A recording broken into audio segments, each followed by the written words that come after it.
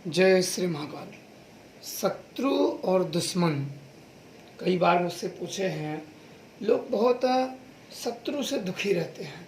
शत्रु उनको पग पग पे क्षति पहुंचाता है, समस्याएं पैदा करता है, अड़चन डालता है और सदैव उनका नाश करने का प्रयास करता है, शारीरिक से शत्रु उत्पन्न करके या अन्य द्वारा।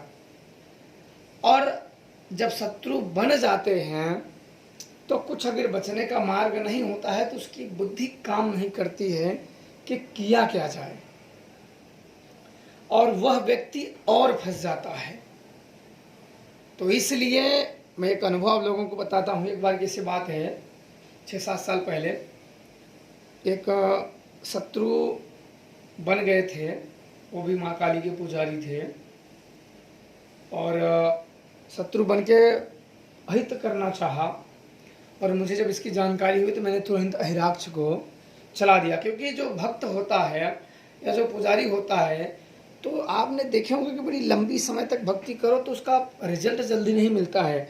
तो सामने वाले को ये भ्रम हो जाता है कि शक्तियाँ नहीं होती हैं। अगर वह नहीं साध पाया तो इसका मतलब होती ही नहीं है। तो मैंने तुरंत ही अहिराक्ष को उसको चला दिया। अहिराक्ष को चलाने के बाद मैंने 3 शक्तियों को चलाया था, सुजान को, अहिराक्ष को और मसान को। क्योंकि मसान एक ऐसी शक्ति होती है, और तो होते ही हैं, लेकिन मसान ऐसी शक्ति होती है कि एक बार इसे चला दिया जाए, सही से सिद्धि है तो ये बिना कार्य सिद्ध किए वापस नहीं आता है। ये कार्य करता है, समय कितने भी लग जाए, लेकिन बिना कार्य किए वापस नहीं आता है। और उसके बाद यह करने के बाद मैं नरसिंह, जो शत्रु महाविध्वंसक होते हैं, किसी भी प्रकार के बड़े से बड़ी तांत्रिक बाधाओं, तंत्र मंत्र वाले हो, ये विनाश करने की शक्ति रखते हैं नरसिंह मंत्रों का। फिर मैंने उनका तुरंत जब शुरू कर दिया, कुछ महीने में वो पता नहीं कहाँ गुल्ल हो गए, पता ही नहीं चला किधर निकल गए। पर सब लोग, मैंने उस समय एक चीज नोटिस किया था कि ये सब लोग नहीं कर पाते हैं। आप जब तक इन समस्याओं में फंसोगे नहीं तब तक बिंदास रहोगे कि कोई दिक्कत वाली बात नहीं, जब होगा तो देख लेंगे। और जब होता है तभी होता कि अब करें क्या, आप करें का।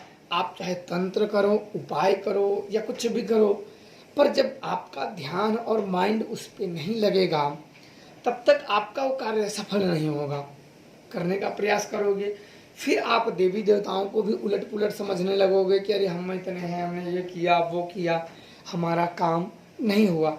तो इसलिए जरूर इन शक्तियों को साध लेना चाहिए और कोई मंत्रों को सिद्ध कर लेना चाहिए, ताकि जरूरत पड़ने पे किसी का अहित नहीं करने का, लेकिन अपनी सुरक्षा के लिए तो कर ही सकते हो। तो बिल्कुल आप लोग इन तरीकों से, मैंने कई मंत्र बताए।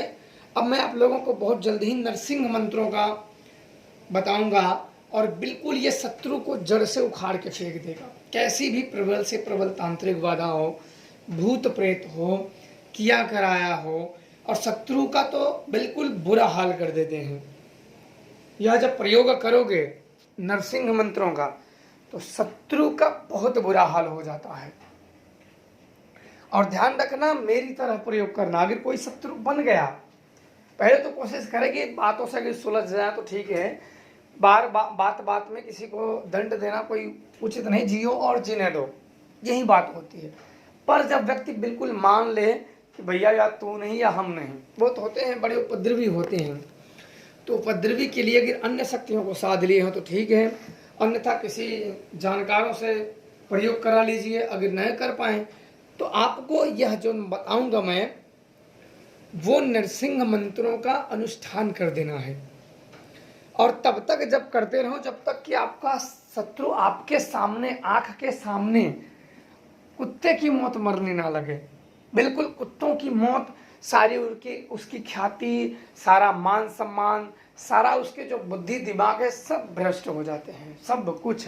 क्योंकि नरसिंह भगवान के जो पंजे एक बार चढ़ गया तो वो समझो उसकी सुरक्षा कोई नहीं कर पाता है। तो इसलिए ये मंत्र बड़े ही उग्र होते हैं और बड़े ही खतरनाक होते हैं। मैंने अपने गुरु के ही मार्गदर्शन में ये मंत्र सीखा हुआ है, और मेरा खुद का अनुभूत मंत्र है, खुद का मेरा अनुभूत है। और यह मंत्र की जितनी तारीफ की जाए उतनी कम है।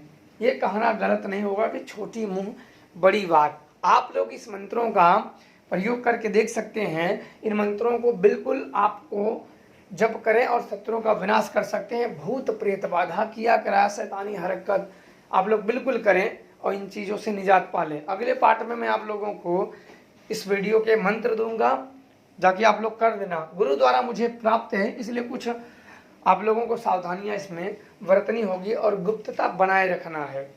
अनुभव जो होंगे, जो कुछ होंगे, कभी कभी नरसिंह के प्रत्यक्ष या अप्रत्यक्ष रूप में, किसी रूप में दर्शन आपको हो जाएंगे और शत्रु का समूल नाश हो जाएगा। तो आप लोगों को जल्द ही बताएंगे। खुश रहें और प्रसन्न रहें। जय श्री महाकाल।